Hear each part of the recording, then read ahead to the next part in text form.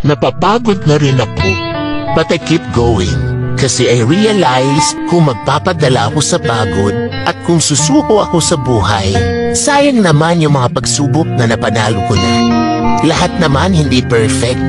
Mayaman ka man or mahirap lang.